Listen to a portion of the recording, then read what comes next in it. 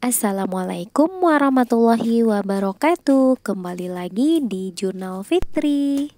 Apa kabar teman-teman semuanya? Semoga dalam keadaan sehat dan dilancarkan usaha dan rezekinya ya. Amin, amin ya robbal alamin.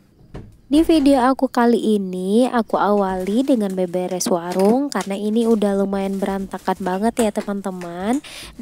Aku juga mau cerita pengalaman aku selama buka usaha warung harian. Sebelumnya, aku juga mau cerita gimana pengalaman aku awal mula buka warung harian. Untuk teman-teman yang mau tahu, simak video sampai habis ya. Perkenalkan teman-teman, nama aku Fitri.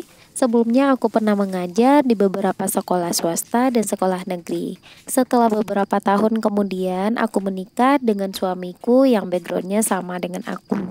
Kami sama-sama sekolah seni, bedanya aku ngambil pendidikan di Universitas di Sumbar, sedangkan suamiku non-pendidikan atau seni rupa murni di Institut Seni Indonesia Padang Panjang. Sebelum memutuskan untuk membuka warung sembako, aku menyibukkan diri mengajar dari pagi hingga sore karena di pesantren tempat aku mengajar memang kegiatannya selalu full day. Dan suamiku tetap melanjutkan kegiatannya dengan membuat pernak-pernik mulai dari cenderamata, plakat, produk-produk interior eksterior. Kemudian di tahun 2018 aku melahirkan anak pertama dan kemudian aku juga resign dari pekerjaanku yang namanya guru honorer, gajinya kecil ditambah lagi jarak tempuh yang lumayan cukup buat aku kerepotan ya teman-teman. Akhirnya kami berdiskusi gimana kalau buka usaha warung sembako. Karena menurut aku usaha warung sembako ini sangat mudah sekali. Di samping modalnya yang minim, untuk seorang ibu rumah tangga selain bisa menghasilkan uang tambahan, juga bisa dilakukan sambil mengurus anak dan mengurus rumah. Akhirnya aku juga diskusi dengan orang tua dan saudara, akhirnya sepakat untuk membangun warung kecil-kecilan di depan rumah orang tuaku. Karena dari awal aku menikah, mereka memang tidak setuju jika aku ngontrak di tempat lain atau jauh dari mereka.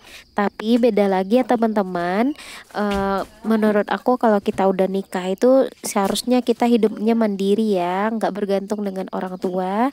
Dan aku putuskan untuk bangun rumah kecil yang sangat sederhana. Awal mula aku bangun rumah itu ukurannya 6 kali 4,5. Di sana sudah ada warung, kamar, WC, dapur, dan itu memang sangat kecil sekali ya teman-teman. Padahal awalnya kami berniat untuk ngontrak warung kecil. Rata-rata kontrakan yang ada warungnya itu di tempat aku 5 sampai 6 juta per tahun. Tapi itu ada plus minusnya ya teman-teman.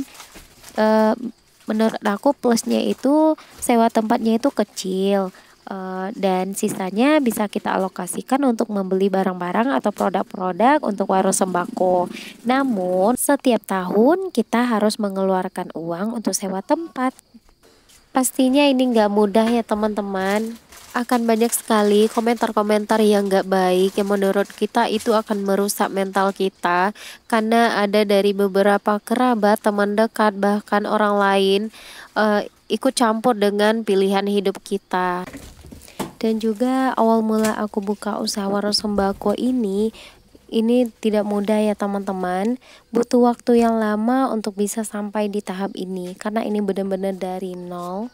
Aku juga bukan orang yang sekalinya punya modal langsung buka toko besar dan punya pelanggan banyak. Semuanya aku sediakan secara bertahap. Aku juga pernah ngerasain susahnya ngumpulin uang warung atau pendapatan warung karena di awal jualan rata-rata omset baru di 200 hingga 300 ribu per hari. Nah, itu bisa dihitung keuntungannya baru di 20 hingga 30 ribu per harinya. Awal aku merintis memang sangat kebingungan sekali ya teman-teman, karena ya maklumlah kita pemula belum punya pengalaman untuk buka usaha warung sembako atau berjualan.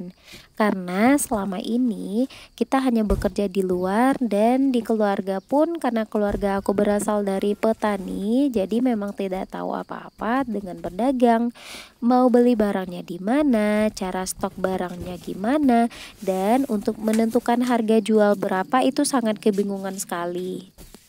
Dengan modal 5 juta itu sudah lengkap dengan meja kasir, rak-rak, dan uang cadangan jika seandainya ada barang yang belum di stok di awal. Karena yang aku belikan untuk barang-barang di warung hanya 3 juta. Dan itu hanya barang-barang sembako yang memang dicari setiap pelanggan. Untuk barang-barang yang lain aku belum berani stok karena modalnya masih minim ya teman-teman. Di awal aku jualan, pertama aku beli kulkas 1 pintu second, harganya 1 juta. Nah, dari awal itu aku belanjanya ke grosir ya teman-teman. Di sana aku sekalian kayak konsultasi gitu, tanya-tanya ke grosirnya atau ke pemilik grosirnya, barang-barang apa yang selalu laku setiap hari. Dan mereka menyarankan untuk beberapa produk seperti gula, minyak, telur, perlengkapan mandi, bumbu masak, susu, teh, kopi, rokok, aneka mie instan. Dan rata-rata aku belinya setengah sampai 1 lusin, belum per kotak.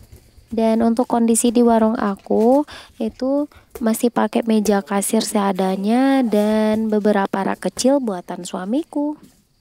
Selang 1 bulan kemudian, aku beli etalase ukuran 1,5 kali 2 meter. Aku belinya second harga 700.000. Kenapa baru 1 bulan baru aku beli etalase? Karena aku belinya di marketplace Facebook dan itu gampang susah ya teman-teman, karena kita harus pilih dulu yang harganya murah dan pasti barangnya bagus. Karena kalau beli baru harganya sekitar 2 jutaan. Nggak sampai di situ ya teman-teman, karena aku ngerasa masih banyak barang yang belum tersedia. Dan juga kalau kita belanja barang satuan kayak setengah sampai 1 lusin, itu masih termasuk harga mahal atau untungnya sangat tipis untuk dijual lagi. Akhirnya aku tambah modal sekitar 2 juta. Itu aku gunakan untuk membeli beras dan sisanya untuk menambah stok barang agar bisa beli 1 kotak. Pada saat itu kami putuskan untuk renovasi rumah untuk pembangunan 1 ruang khusus untuk warung sembako. Yang tadinya berukuran 6 kali 4,5 udah lengkap warung, dapur, dan kamar. Sekarang aku bangun tambahan warung 2,5 kali 6. Alhamdulillah udah ada ruang khusus untuk jualan. Akhirnya di situ aku nambah modal lagi ya teman-teman. Aku beli rak ukuran 2 kali 2 meter sebanyak 3 buah. Itu rata-rata harganya 250.000 sampai 400.000. Kemudian aku juga beli 1 etalase rokok harganya 250.000. Itu semuanya barang second ya teman-teman. Itu aku belinya dulu bekas rak kosmetik karena mereka tutup, akhirnya mereka jual. Tapi itu kondisinya masih bagus banget ya teman-teman, nggak ada kayak patah atau rusak. Jadi itu masih kokoh. Aku belinya 250.000. Nah, ini juga udah pernah aku bahas di video aku sebelumnya ya teman-teman. Di sana aku spill satu persatu peralatan apa aja yang aku pakai di warung aku. Pas lagi semangat-semangat merintis usaha warung sembako, di pertengahan 2021, aku dan suami serta anak-anak kecelakaan motor. Itu tepatnya 2 hari jelang lebaran ya teman-teman. Suamiku mengalami patah tulang dan harus dioperasi. Di situ aku ngerasa udah pesimis banget karena sebelum kejadian aku baru mulai renovasi rumah lagi untuk nambah kamar dan dapur serta ruang keluarga yang lebih luas. Ternyata harus terhenti karena proses pengobatan dan pemulihan suamiku.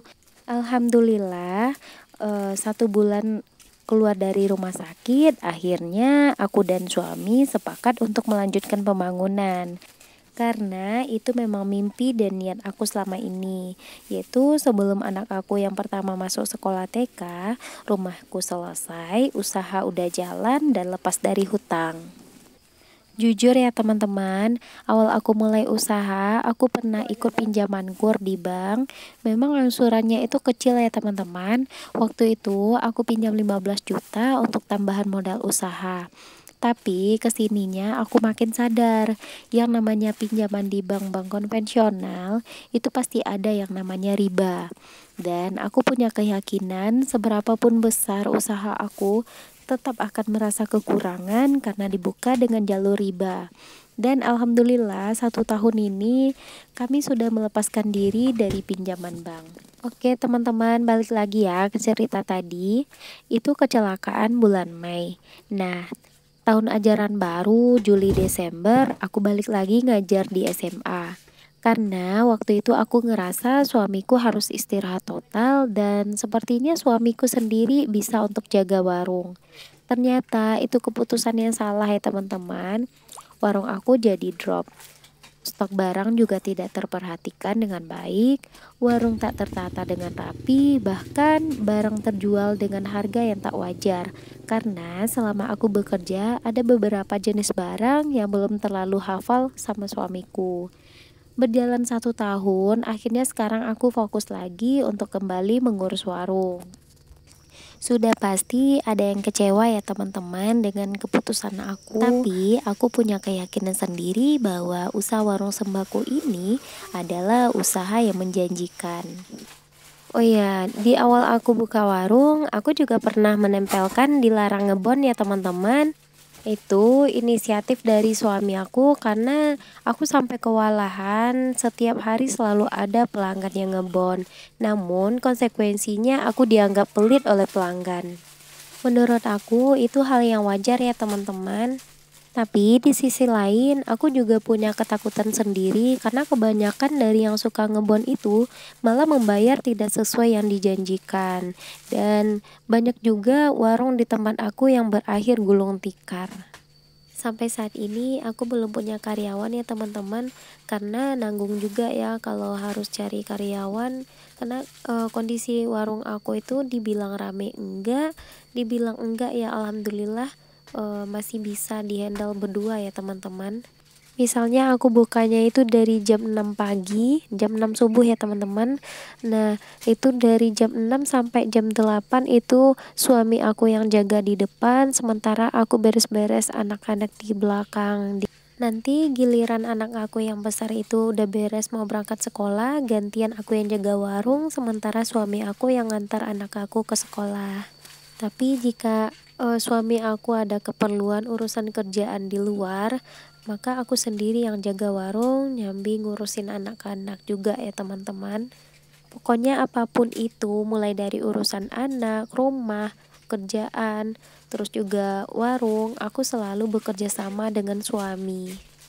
Itulah perjalanan singkat usaha warung sembako aku. Lebih kurang sekarang berjalan 6 tahun ya teman-teman. Dimulai dari tahun 2018 sampai sekarang. Pastinya teman-teman di luar sana juga punya kisah-kisah menarik perjalanan usahanya sendiri ya teman-teman. Tapi apapun itu yang namanya merintis, kita mulai dari nol sampai sekarang itu nggak mudah ya teman-teman. Pasti ada lika-likunya, suka duka, seneng, kecewa, sedih, pokoknya semuanya pasti campur aduk, pasti semuanya udah teman-teman lalui semuanya.